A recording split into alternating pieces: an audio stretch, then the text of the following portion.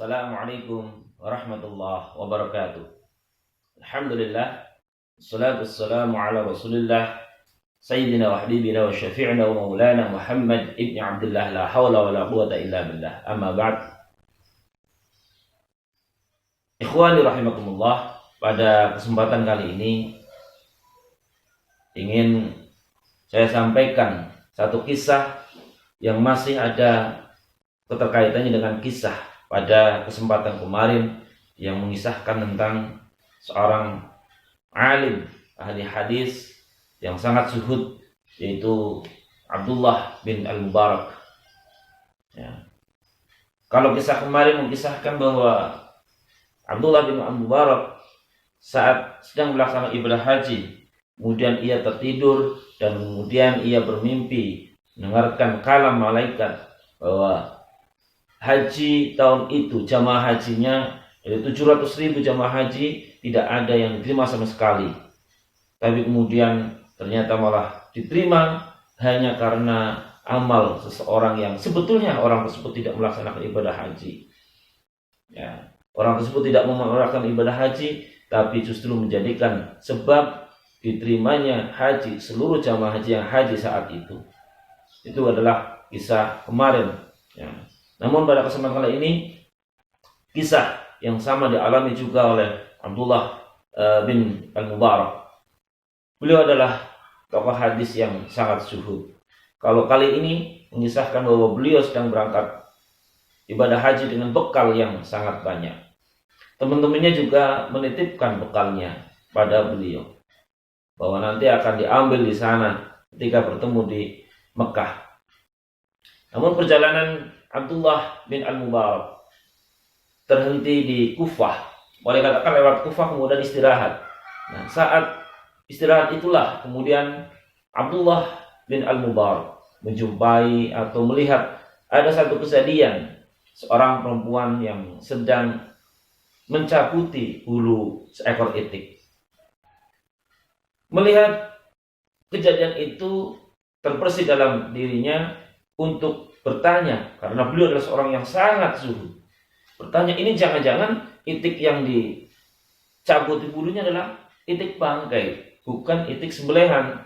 Akhirnya bertanya kepada perempuan tersebut, memberanikan diri.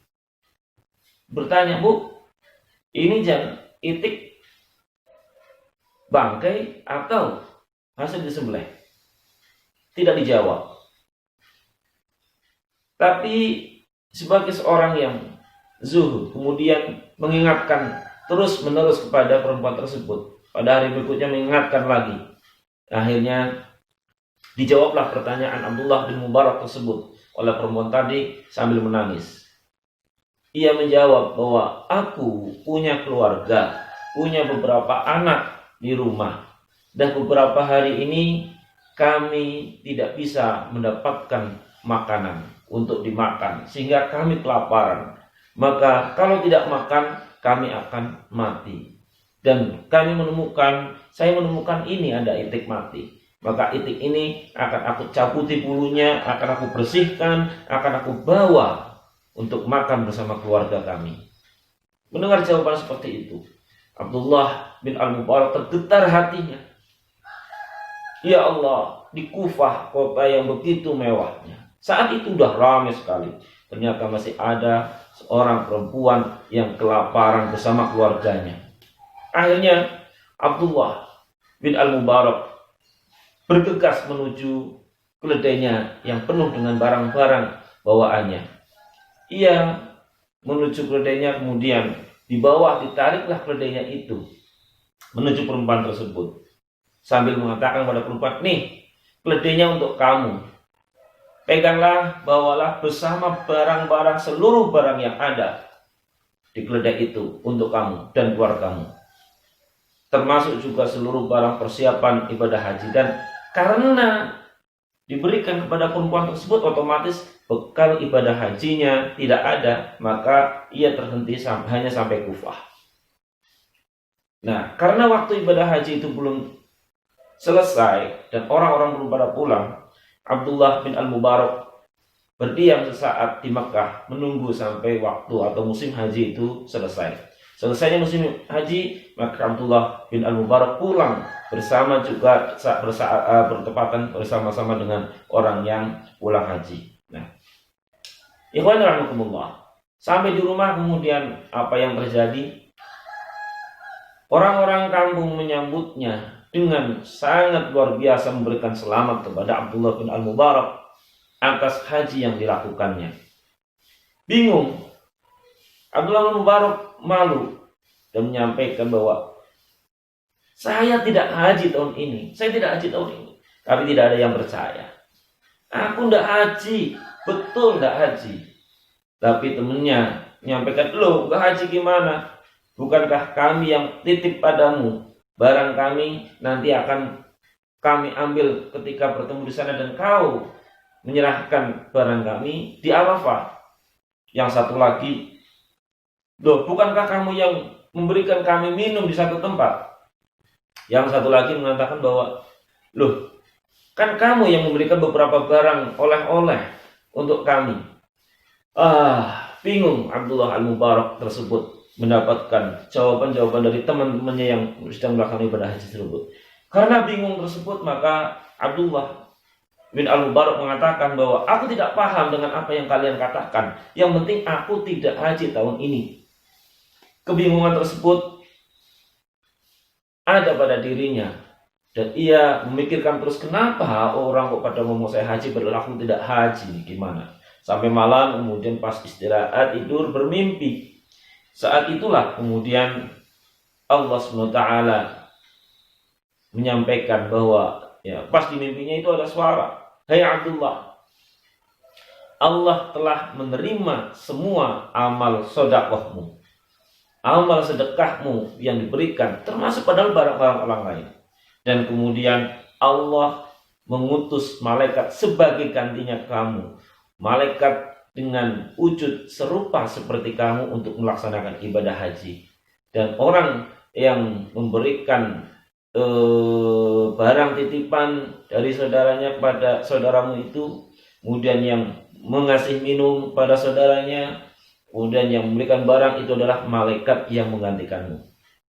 Itulah kisah Abdullah bin Al-Mubarak, seorang ahli hadis yang sangat zuhud, yang tidak haji tapi kemudian bisa mendapatkan pahala haji karena apa? Amal sedekah yang ia berikan dengan penuh keikhlasan kepada orang lain. Ini ada pada kitab Syekh Syihabuddin Ahmad bin Salamah Al-Qalyubi, ya, pada kitab An-Nawadir, ya, dalam kitab An-Nawadir karya Syekh Syihabuddin Ahmad bin Salamah Al-Qalyubi. Ikhwan rahimakumullah. Dua kisah, 2 hari yang saya sampaikan sampai hari ini sebetulnya mengingatkan kepada kami. Yang pertama adalah bahwa utamakan yang wajib daripada yang sunnah. Kalau memang itu adalah ibadah haji, maka utamakan ibadah haji. Jangan kemudian mengutamakan yang sunnah, yang umroh. Kalau memang kita mau umroh, ingat catatannya bahwa kita sudah mendaftar haji. Jangan sampai kemudian kita termasuk orang yang menduakan atau menomorduakan yang wajib sehingga mendahulukan yang sunnah. Yang kedua, bahwa ketika ibadah haji, ibadah umroh adalah ibadah yang memang dilakukan secara individual, bahwa ternyata untuk mendapatkan pahala Allah SWT yang setingkat pahalanya dengan ibadah haji dan umroh, itu ada juga pada ibadah sosial, bahwa solidaritas sosial itu juga mestinya perlu kita kedepankan, apalagi di saat fenomena saat ini. Dengan ibadah sosial tersebut, insya Allah bisa kita lakukan. Ibadah haji wajibnya adalah sekali, apalagi dengan begitu panjangnya antrian, ya, puluhan tahun, boleh katakan seperti itu, tidak hanya 1-2 tahun, tapi puluhan tahun. Ternyata banyak orang yang sudah haji, pengen haji lagi, tidak salah. Tetapi ingat, memberikan kesempatan orang lain yang belum haji itu jauh lebih baik. Apalagi kalau kemudian di saat mendaftar, padahal sudah haji, ngaku ia belum haji. Terus hajinya untuk siapa? Na'udzubillah min dzalik. Ini adalah hanya sekedar mengingatkan pada kami, ya, termasuk juga pada biro-biro. Tolong utamakan nasihat kepada teman-teman kita melaksanakan kewajiban. Kalau memang sudah ia menunaikan atau setidaknya ia sudah mendaftar untuk melaksanakan kewajiban haji, barulah ia bisa melaksanakan ibadah umroh. Dan itu pun kalau bisa, malah justru kita lebih tekankan kepada ibadah sosial kita. Mudah-mudahan Allah SWT menerima segala amal ibadah kita semua dan menjadikan kita sebagai orang yang saleh secara individu dan saleh secara sosial. Amin ya rabbal alamin. Barakallahu fil Qur'anil azim. Wallahu muwaffiq ila aqwamit thariq. Assalamualaikum warahmatullahi wabarakatuh.